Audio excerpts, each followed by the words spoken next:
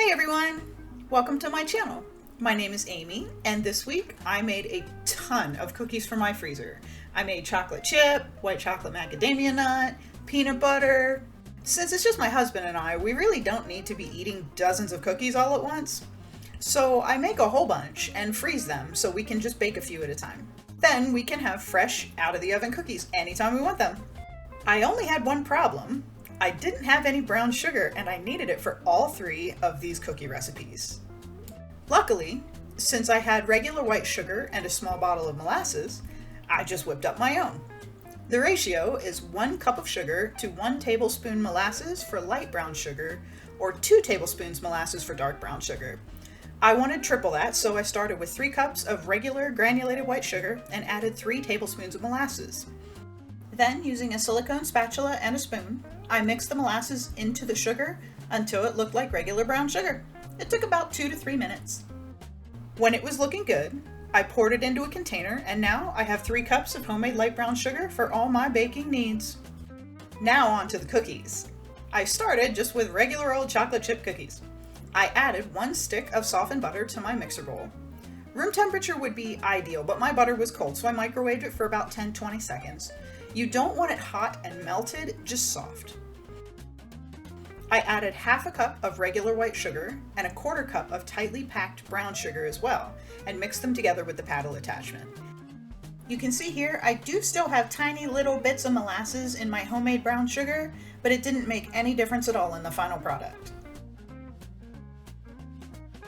This is called creaming the butter and sugar, and I want these to mix together until they look like a cream or a frosting.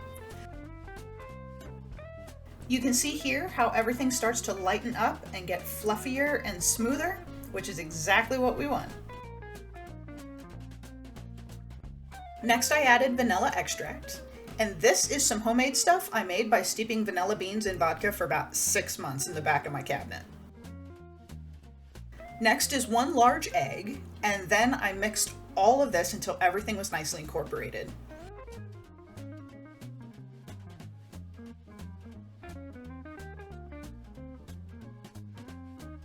I made sure to scrape down the bowl throughout this process, if anything was sticking to the sides and not incorporating.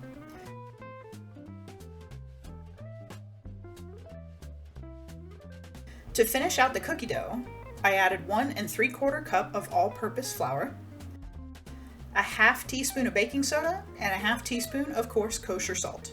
If you're using a finer grain salt, you'll want to cut that down to about 1/3 of a teaspoon. This I mixed until everything was just combined, but you want to be careful not to overmix it.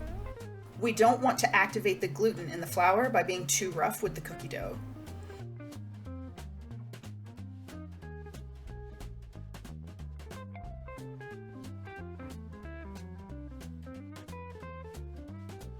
You'll want to stick by this the whole time because, as you can see, when it starts to come together, it incorporates really quickly and it's pretty easy to overmix it.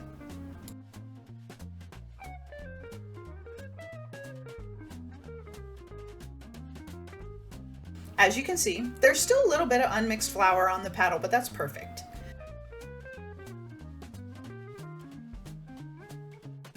I finished mixing this by hand just to make sure those little bits of flour were incorporated.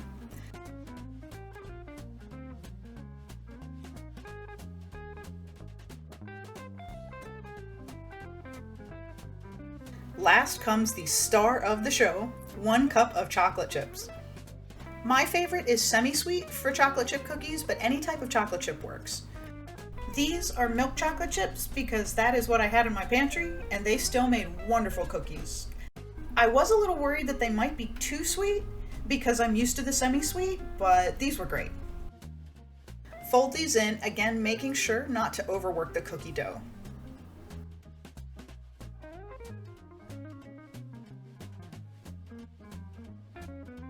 For freezing, I wanted these portioned out ahead of time, so I used my smallish cookie scoop and dropped them all out on a baking sheet. They'll just go into the freezer like this, because we want them to freeze individually before we put them all in a bag.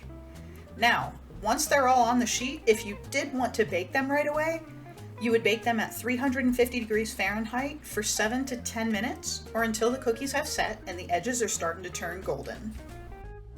This next one is my husband's absolute favorite cookie of all time, the white chocolate macadamia nut cookie.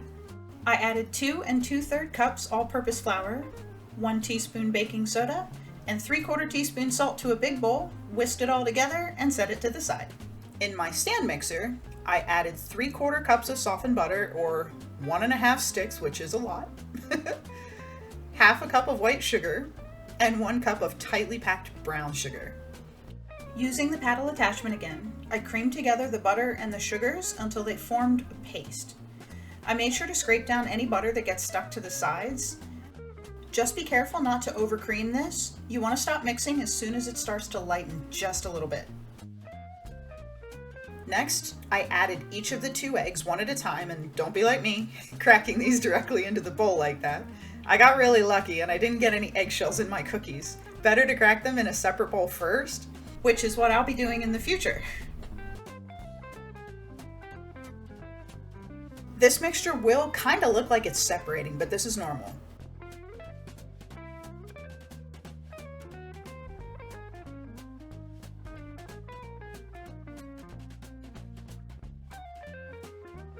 Next is 2 teaspoons of vanilla extract, and then mix all of that until it's combined as well. Lastly is the dry mixture, and I don't want to put this all in at one time for this recipe. I grabbed the big bowl and added the dry stuff to the mixer using a scoop, mixing in the dry ingredients in batches and scraping down the bowl when necessary. I sped the video up, but the mixer is actually on the lowest setting for the flour mixture, so I don't overmix this dough.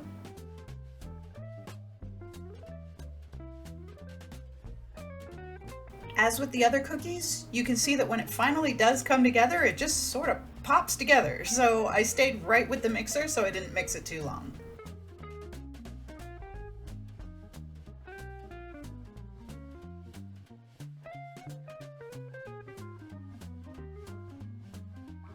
Okay, I'll be honest, I almost ate some of the dough at this point. It smelled so good in my kitchen, but I was good. I didn't eat any of the raw cookie dough.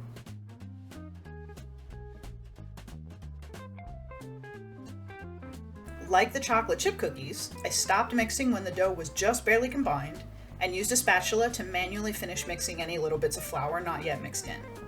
This dough is a bit looser and it will be a lot stickier than the chocolate chip dough, but that's to be expected, so no worries. Now we add 1 cup of our white chocolate chips and 1 cup of macadamia nuts. The macadamias that I had were whole, so I roughly chopped them up just a little, and then I folded the chips and nuts into the dough.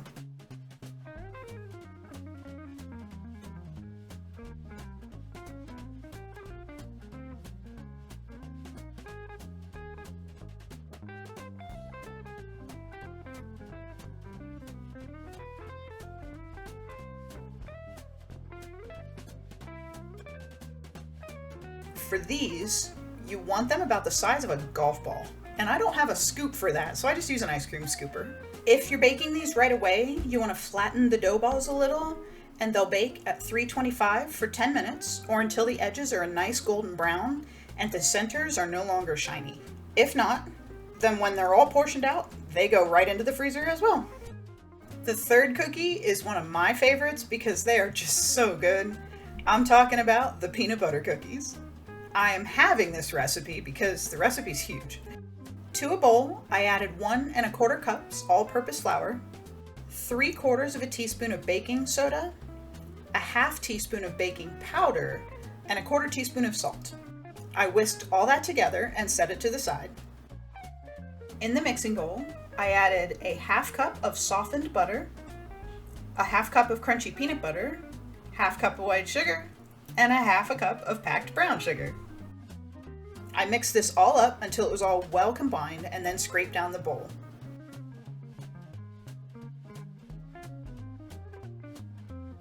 I added 1 egg and mixed everything again until it looked like this. Next is the flour mixture, and I did the gradual adding again until everything was just barely mixed, and then again finished mixing by hand to avoid overmixing it.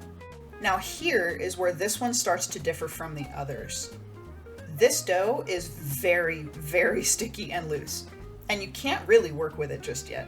So This bowl gets covered and goes into the fridge for at least an hour until we can form it. So, while all these cookies are chilling and freezing, I decided to use up some overripe bananas I had to make some banana muffins. I preheated the oven to 350 because these will be baked right away. I roughly chopped up some walnuts since we like nuts in our banana breads. In a bowl, I added the 2 overripe bananas. This bowl has some residual flour and sugar in it from the cookies, but that's perfectly okay. Using the back of a fork, I mashed up the bananas until they looked kind of like a baby food. Since these were nicely overripe, you can see how they break down very easily.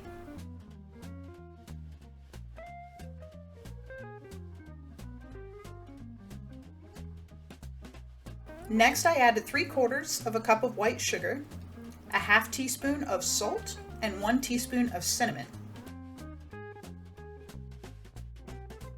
I stirred all of this together with a whisk.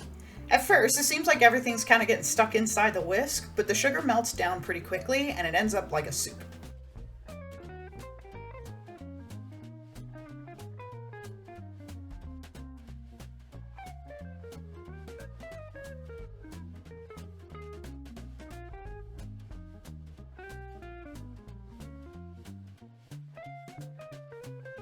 Next, I added 2 teaspoons of vanilla extract and a half a cup of oil. I'm using avocado oil here.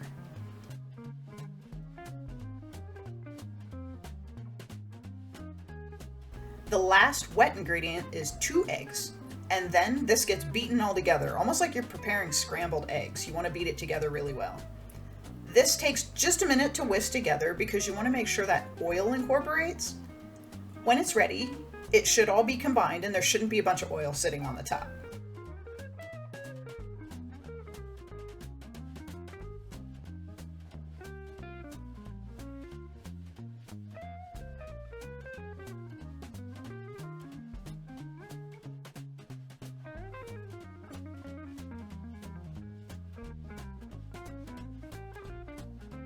Next is the dry ingredients, so I added 1.5 cups of all-purpose flour and 1 teaspoon of baking soda.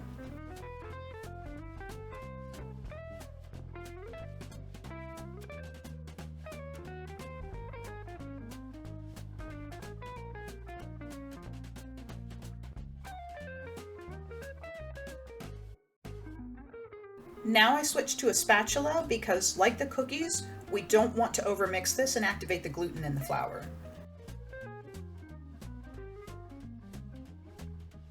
I folded and mixed the batter, and you can see the flour tends to clump. I used the spatula to break up the big clumps of flour until the batter began to look smoother and better incorporated.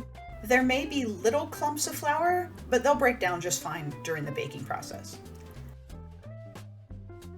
Lastly, I folded in the chopped walnuts. Now these are completely optional. If you don't like nuts in your banana muffins, these are just as awesome without them.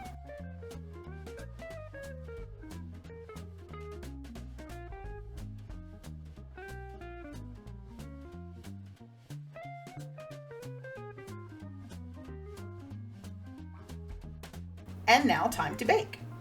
I portioned out the batter in 6 large oiled muffin cups. These look kind of small because the spoon I'm using is gigantic, but the pan is for a 10-inch pizza and the cups are for large muffins. This recipe will make 6 large muffins, 12 regular size muffins, or about 18 mini muffins.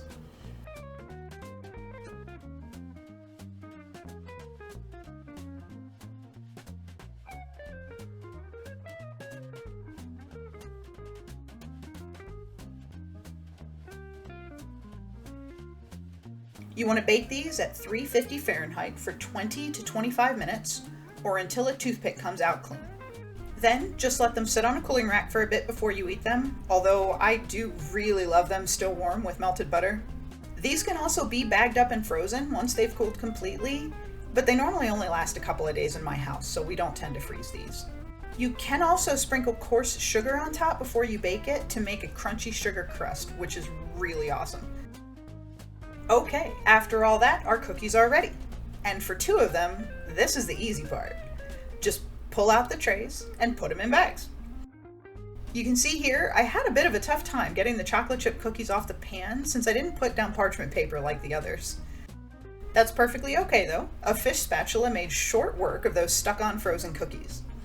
You'll want to get as much air out of the bag as possible to help prevent any freezer burn. All of these cookies will stay perfect in the freezer for about 3 months. You can see with these white chocolate macadamia nut cookies, they are nicely frozen and now they're not ultra sticky anymore. When I bake any of these though, I will pull however many I want out of the freezer and let them thaw for a bit. You don't want to bake them straight from frozen. Then I'll flatten them a little and bake them, and they'll taste just as fresh as the day I made the dough. Now, let's work with the peanut butter cookies. The dough is nicely chilled and it's much easier to work with, but I do want to do this next step quickly because the dough does warm up pretty fast. I want to freeze them in their traditional peanut butter cookie shape, so I used my little cookie scoop again to portion out the cookie dough. Then I used a fork to make the crisscross pattern that peanut butter cookies normally have. As time went on and the dough started warming up, I did end up greasing the back of the fork with a little butter to keep it from sticking to the cookies.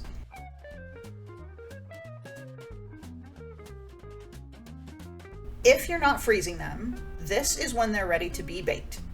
They bake at 375 for 7 to 10 minutes or until the edges are golden, and then you'll want to cool them on a wire rack before eating.